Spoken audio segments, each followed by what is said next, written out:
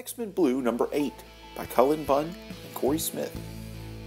Jean Grey and Jimmy Hudson awake in the woods following the most recent attack, some wrecked more than others. The Blackbird soon arrives overhead, talking to them. Meanwhile, in the mutant capital city of New Tian, Scott Summers squares off with the girlfriend he doesn't ever know he really had, Emma Frost. And back to her old Hellfire Club ways, she psychically attacks him in some real Stage 4 Klinger type action. The other three captured X-Men discuss their options in a cell. Even the newly rough-trained Mystic Beast can't spell himself out of the power dampeners.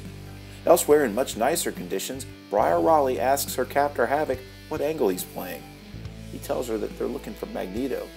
She tells him that if Magneto is indeed alive, they'll be hearing from him soon enough. That may be sooner than Havoc's ready for, though. In the safe house in the hills of Vietnam, Magneto seems hardly concerned by the missing X-Men.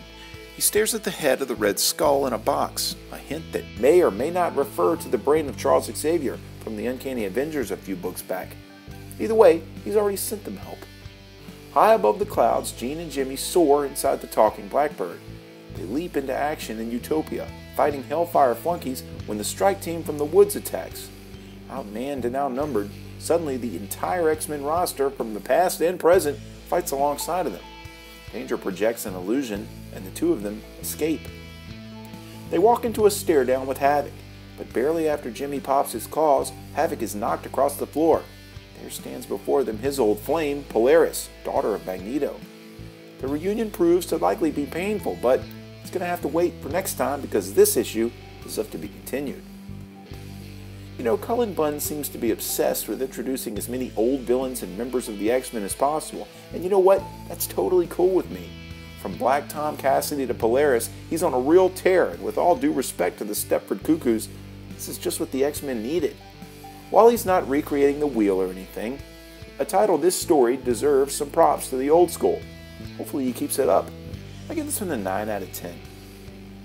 If you like this video, there's hundreds more like it spanning several current and classic story arcs.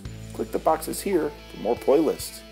This video is also accompanied by my blog at nerdiestkidyouknow.blogspot.com or nerdiestkidyouknow.com. You can also follow links to my Facebook, Instagram, or Twitter pages, as well as a link to this very issue for sale on my eBay page by clicking below. For the Nerdiest Kid You Know, I'm Sam Torito. Thanks for watching.